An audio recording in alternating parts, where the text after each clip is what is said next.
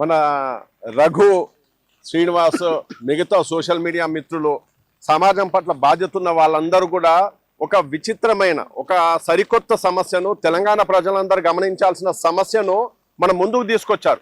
ఇందులోపల ఉన్నటువంటి ఒక విచిత్రమైన కోణం ఏంటంటే ఇక్కడ వెంచర్ చేస్తుంది కిచ్చెన్నగారి లక్ష్మారెడ్డి అని చెప్పి అధికార పార్టీకి చెందిన వ్యక్తి. వర్టెక్స్ అనేటతను ఆంధ్రాకు సంబంధించిన కంపెనీ. ఇక్కడ జరుగుతున్న దాని మీద అవకతవకల మీద గొంతెత్తి ప్రజల ముందుకు నిజాలను తీసుకొచ్చిన రఘు మీద వ్యతిరేకంగా వార్తలు ఎవరేస్తున్నారు? ప్రధాన ప్రతిపక్షమైనటువంటి భారత రాష్ట్ర సమితికి చెందినటువంటి టీ న్యూస్ చేస్తుంది. ఆ టీ న్యూస్ కు ఎందుకంత అవసరం వస్తుంది? ఒకవేళ రూలింగ్ పార్టీకి అవసరం అనుకుంటే రూలింగ్ పార్టీకి ఇబ్బంది కలుగుతుంది, రూలింగ్ పార్టీకి ఇబ్బంది పెడుతుండు, హైడ్రాను ఇబ్బంది పెడుతున్నాడు అనుకున్నప్పుడు వాళ్ళందరూ కలిసి రూలింగ్ పార్టీ వాళ్ళు టార్గెట్ చేయాలి.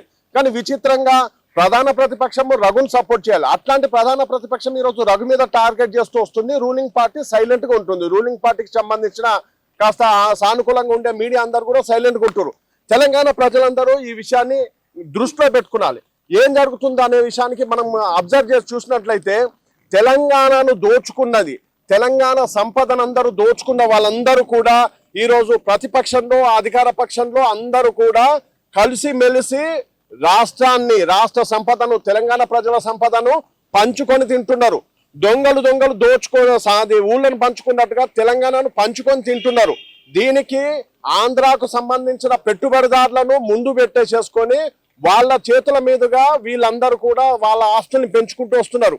ఈరోజు వర్టెక్స్ వర్మకు సంబంధించిన ఆస్తుల లోపల బీఆర్ఎస్ కు సంబంధించి కేసీఆర్ ఫ్యామిలీకి సంబంధించిన పెట్టుబడులు పొలిటికల్ మనీ ఎక్కడ ల్యాండ్ చేసి పెట్టారు. గతంలో చూస్తే స్విస్ బ్యాంకుల్లో పెట్టుకునే వాళ్ళు ఈ రోజు తెలంగాణలో ఉన్నటువంటి రియల్ ఎస్టేట్ లోపల ఇక్కడ భూముల లోపల పొలిటికల్ కరప్షన్ మనీని తీసుకొని వచ్చి పెడుతున్నారు. ఈ విషయం లోపల ముఖ్యమంత్రి రేవంత్ రెడ్డి ఖచ్చితంగా స్పందించాలి. డిప్యూటీ సీఎం భట్టి విక్రమార్క కూడా ఈ విషయం లోపల స్పష్టంగా చెప్పడం జరిగింది. ఇక్కడ చెరువులు కబ్జాలు చేసి మరి చేస్తున్నారు అన్న తర్వాత వాళ్లకు పర్మిషన్లు ఇవ్వడానికి వచ్చిన వాళ్ళ మీద ఖచ్చితంగా ఏసీబీ దాడులు చేయాలి. అలాగే విజిలెన్స్ అండ్ ఎన్ఫోర్స్మెంట్ కు సంబంధించిన ఎంక్వైరీలు జరిపించాల్సి ఉంటది. అదే సందర్భం లోపల తెలంగాణ ప్రజలకు ఇక్కడ ఈ వెంచర్లలో ప్లాట్లు కొనే వాళ్లకు ఒక హెచ్చరిక చెప్పబోతున్నాం. ప్రకృతి ఈ పాలకుల కంటే, ప్రధాన ప్రతిపక్షం కంటే, పొలిటీషియన్స్ కంటే ప్రకృతి చాలా పవర్ఫుల్.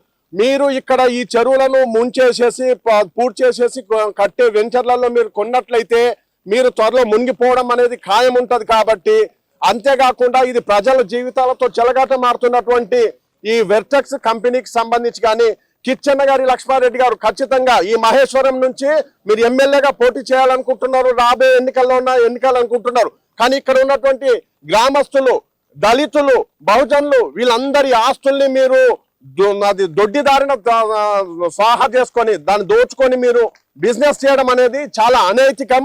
దీనికి సంబంధించి ఖచ్చితంగా రాబోయే రోజుల్లో మీరు కూడా మూల్యం చెల్లించుకోవాల్సి ఉంటుంది. ఈ పాపం నుంచి మీరు పక్కకు జరగండి. అధికార పక్షంగా ఉన్నటువంటి ముఖ్యమంత్రి రేవంత్ రెడ్డి గారు, డిప్యూటీ సీఎం భట్టి విక్రమార్క గారు ఖచ్చితంగా ఈ సమస్య మీద దృష్టి పెట్టాల్సిన అవసరం ఉంది. కేసీఆర్ కుటుంబానికి సంబంధించిన అవినీతి సొమ్మంతా కూడా ఈ రియల్ ఎస్టేట్ కంపెనీలలో పెట్టారు. ఆ విషయానికి సంబంధించి వాళ్ళకి ఇబ్బంది కలుగుతుంది. వాళ్ళ దోచుకున్న సొమ్మంతా కూడా రెట్టింపు కాకుండా సోషల్ మీడియా, తెలంగాణ చైతన్యవంతమైనటువంటి తెలంగాణ సమాజం కూడా ప్రశ్నిస్తున్న సందర్భం లోపల వాళ్ళ మీద దాడులకు తెగబడుతున్నారు. ఈరోజు టీ న్యూస్ అవినీతి అక్రమాల గురించి మాట్లాడే ఆ నైతిక అర్హత టీ న్యూస్ కు లేదు. ఎందుకంటే ఒక రాజకీయ పార్టీ ఆఫీస్ లోపల బిజినెస్, కమర్షియల్ వ్యవహారాలు నడిపించడము చట్టరీత్యా విరుద్ధము. ఈ విషయం లోపల ముఖ్యమంత్రి రేవంత్ రెడ్డి గారు తక్షణమే టిఆర్ఎస్ కు ఇచ్చినటువంటి, తెలంగాణ భవన్ కి ఇచ్చినటువంటి ఆ భూమిని రద్దు చేసేసి ఖచ్చితంగా ప్రభుత్వం స్వాధీనం చేసుకునాలి. అక్కడ లేదంటే అక్కడ నుంచి టీ న్యూస్ ను తొలగించాలి. అక్కడ ఎటువంటి వ్యాపార కార్యకలాపాలు జరపడానికి వీల్లేదు. ఈ విషయం లోపల తెలంగాణ ప్రజలందరూ కూడా అప్రమత్తంగా ఉండాలి. వీళ్ళు అధికారంలో ఉన్న వాళ్ళు, ప్రతిపక్షంలో ఉన్న వాళ్ళు వీళ్ళందరూ కూడా దొంగలందరూ ఒకటే ఉన్నారు. తెలంగాణ సంపదను దోచుకోవడానికి ఎవరైతే కలిసిమెలిసి ఉంటున్నారో వాళ్ళందరినీ కూడా తెలంగాణ సమాజము అవసరం వచ్చినప్పుడు నిలదీయాలని చెప్పేసి తెలంగాణ జర్నలిస్టుల ఫోరం తరఫున మేము డిమాండ్ చేస్తున్నాం.